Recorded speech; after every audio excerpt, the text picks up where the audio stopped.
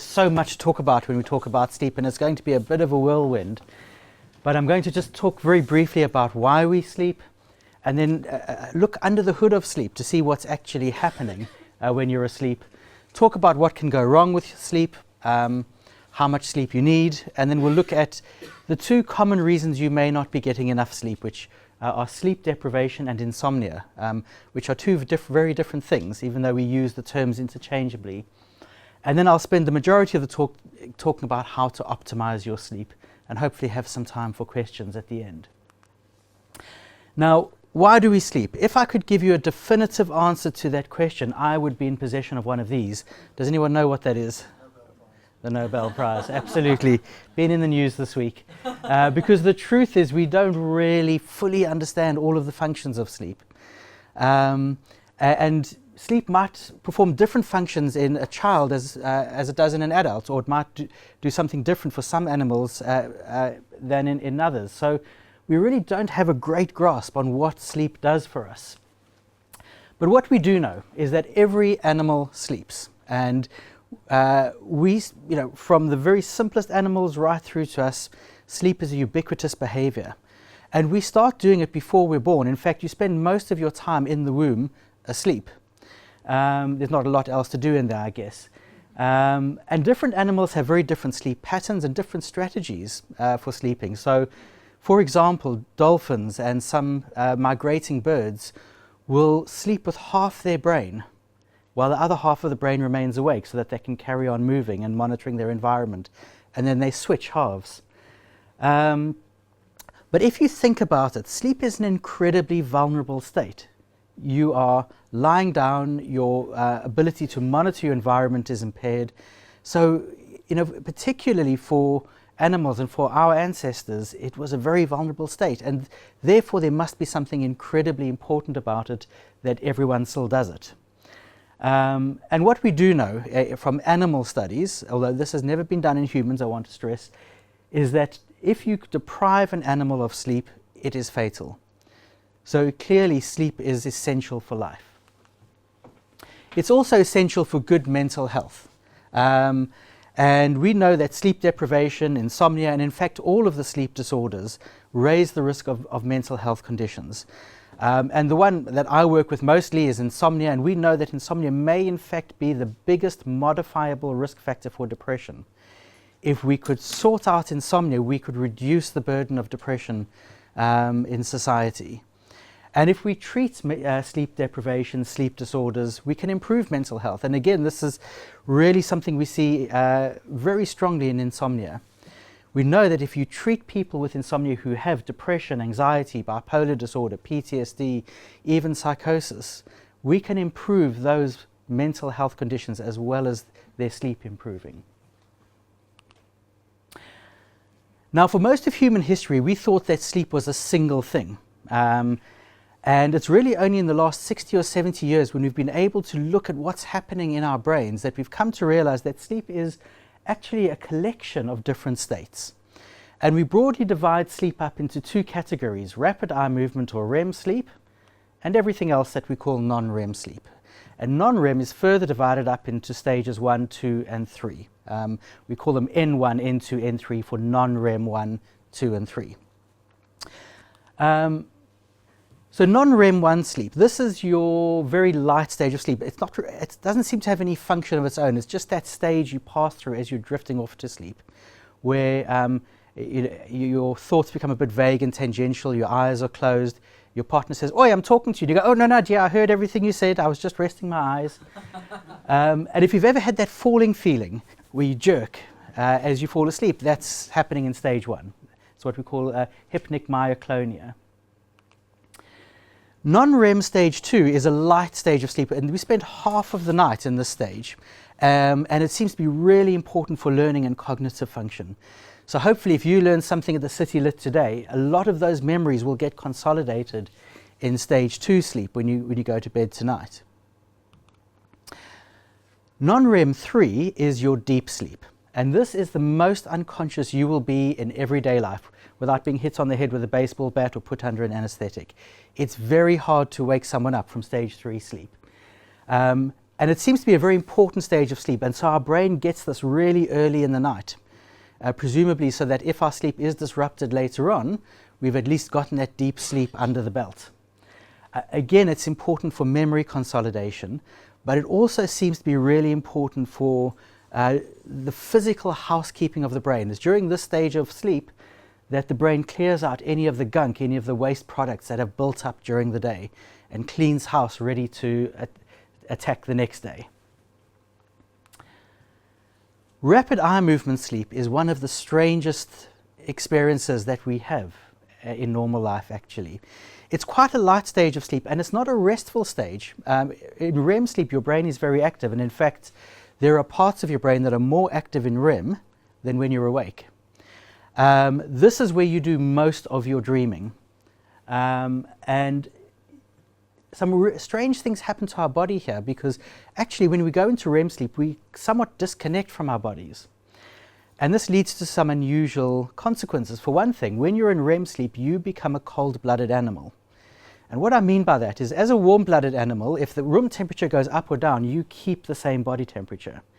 Whereas a lizard, their body temperature will go up or down depending on the environmental temperature. When you are in REM sleep, you stop regulating your body temperature. You become the lizard, and your body temperature drifts up or down depending on what the outside temperature is. You are also almost completely paralyzed in REM sleep, and this is a good thing, because when you are dreaming, your brain doesn't know that this is not real. If you dream that you are throwing a ball, your brain is actually trying to move your muscles to throw that ball, which is not a brilliant thing to happen if you're in bed asleep. And so during REM sleep, you are paralyzed in order to stop you from acting out your dreams. Now, we think that REM sleep is incredibly important for maturation of the brain in the fetus and in young children. Its function in adults is a little bit less certain. It may play a role in kind of processing of memories, and particularly emotional memories. If you see something cute or something distressing, you may process those memories in REM sleep. And dreaming might be our brain's way of training for stressful situations without having to be in that situation. It's kind of the sandbox where we learn how to deal with anxiety, stress, embarrassment, etc., without having to actually be there.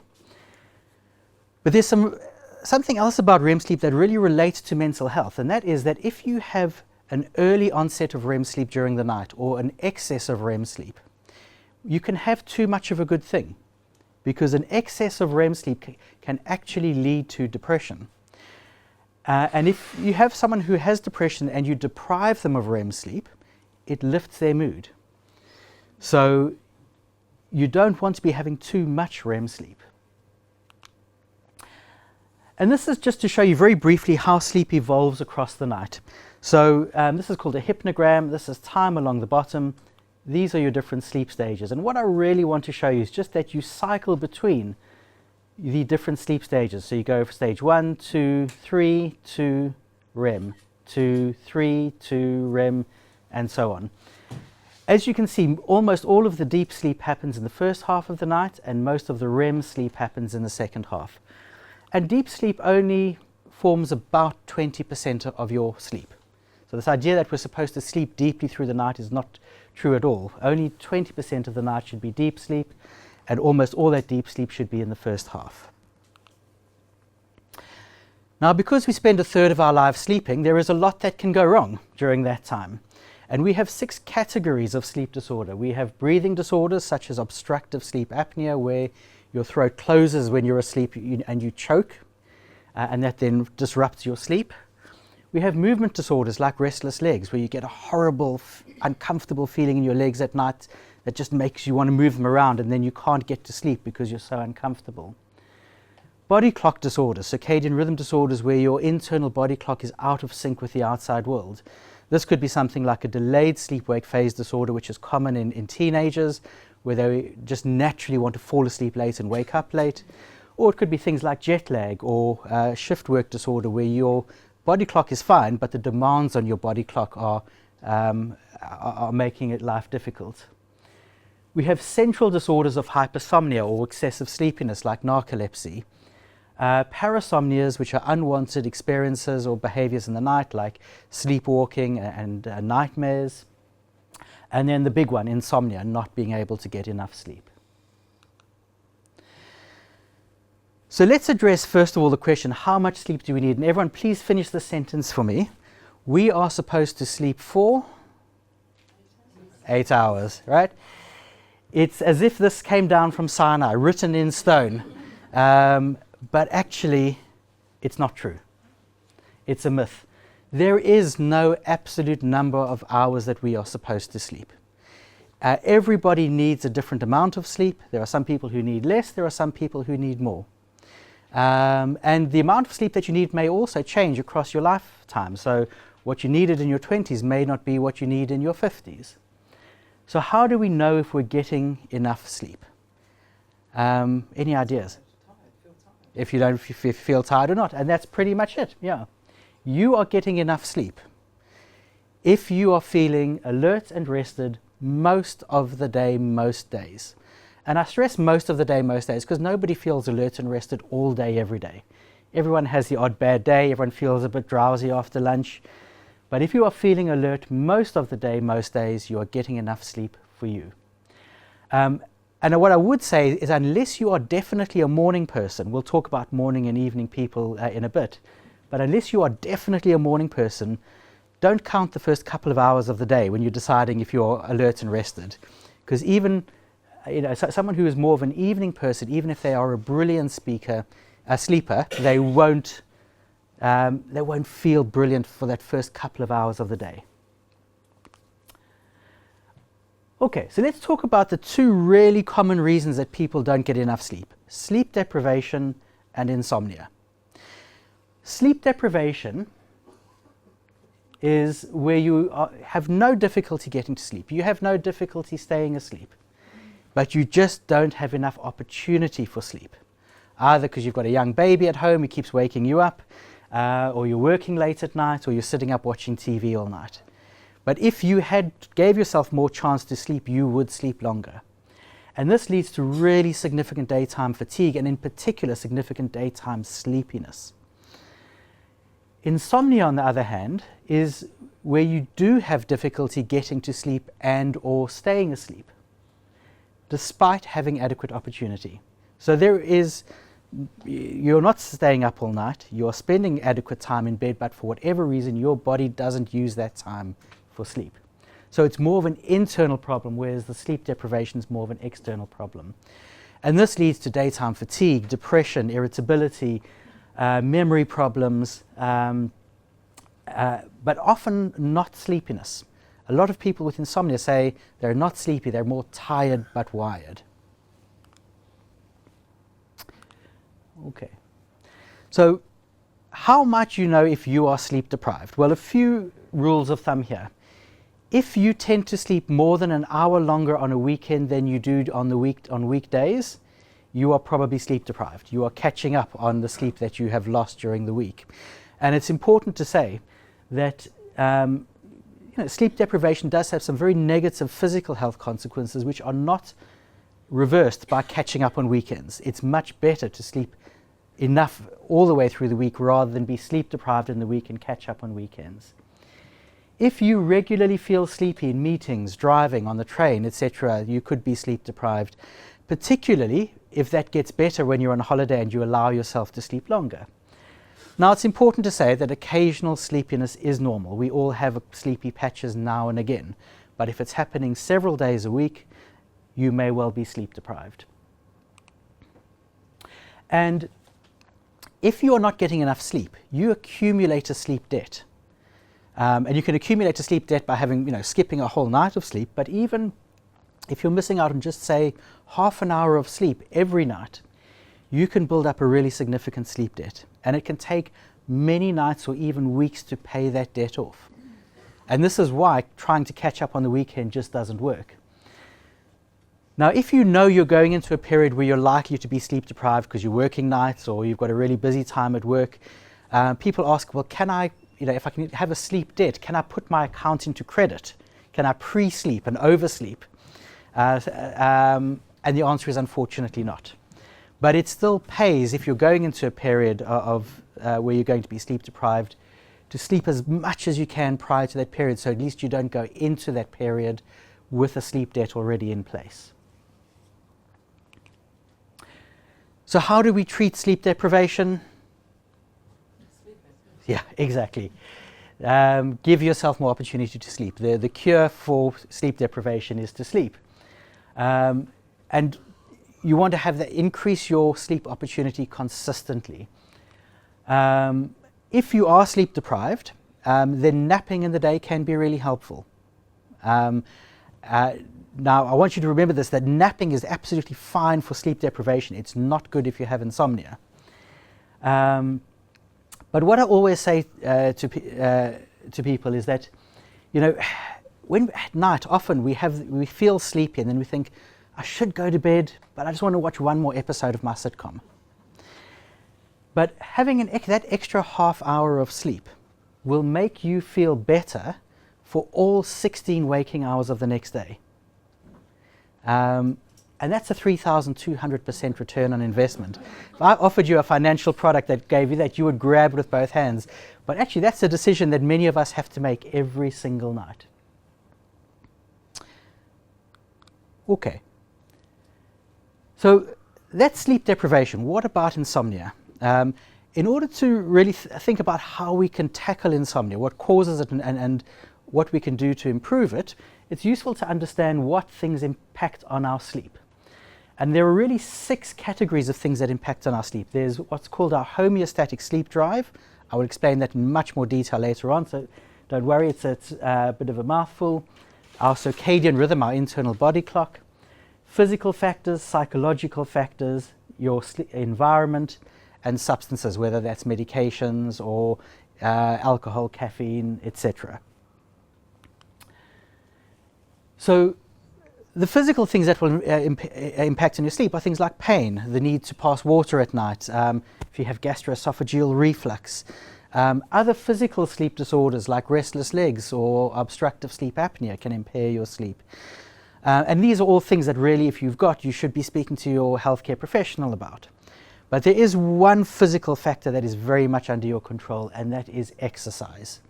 We know that regular, moderate exercise is good for sleep. So it's not a case of if I exercise today, I will sleep better tonight. Most people with insomnia have tried this. They'll say, I get on the treadmill, I run for an hour till I'm nearly dead. I'm so exhausted, I must sleep tonight, and it doesn't work. It's more about doing regular, moderate exercise over a period of several months that then leads to better sleep every night, including the nights you don't exercise. And people often ask, well, what's the best exercise for sleep? And my answer is the exercise that you enjoy enough that you will do it 3 or 4 times a week in the long term. Now, there's loads of substances we could talk about, but I'm going to focus on 2, and the first is caffeine. Caffeine is quite an effective stimulant. It can improve your wakefulness and improve cognition, although it doesn't reverse all of the negative effects of sleep deprivation or of insomnia or fatigue. If you do need to use caffeine to keep you awake, say you've got a talk at 2 o'clock this afternoon and you think, I'm not sure I'm going to be able to stay awake because I'm feeling pretty sleepy, remember that caffeine takes at least 20 minutes to start working. So get it into your system 30 to 60 minutes before you need it to be sure that it's there doing its thing when you need it.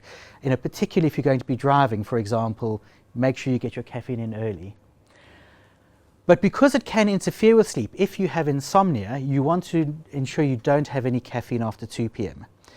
Caffeine has a half-life of around 6 hours, and what that means is if I have a double espresso at 4 in the afternoon, I've still got a single espresso's worth of caffeine in my bloodstream at 10 o'clock at night. So you need to have a relatively early cutoff for your caffeine. And the reason that I say 2 p.m. is because sometimes people do need just that cup of coffee at lunchtime to get them through that early afternoon dip. What about alcohol? So Martin Luther said, whoever drinks beer, he is quick to sleep. Whoever sleeps long does not sin. Whoever does not sin enters heaven. Thus let us drink beer. And although I do really enjoy beer, I can't agree with Martin Luther on this particular point, because Although it is true that alcohol makes you fall asleep faster, it also wakes you up much earlier. And as a result, on average, you will sleep less after a drink rather than more. And it also impairs the quality of your sleep, particularly by reducing your deep sleep. Your environment, and again, this is something that to some extent we don't have a huge amount of control over. We live where we live. But ideally you want your room to have a light and noise level that you are comfortable with. One of the things that's often said to people is you must sleep in a room that's completely dark. But actually if you are, if you have to go to the bathroom at night and you're worried about falls, or if you're scared of the dark, which some people are, it's fine to have some light on.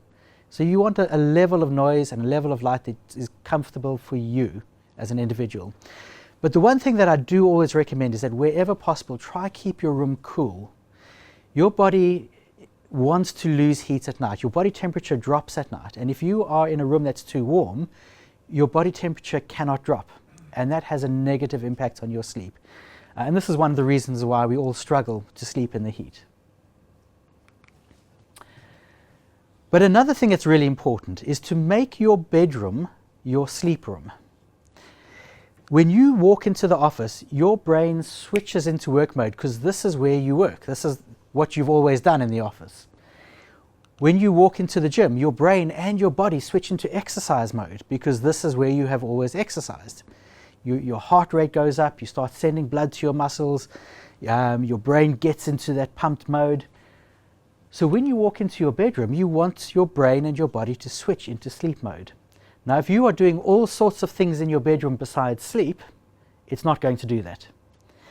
And therefore, your bedroom should be reserved for sleep only. And you should avoid working, studying, exercising, ironing, meditating, relaxing, anything that is not sleep.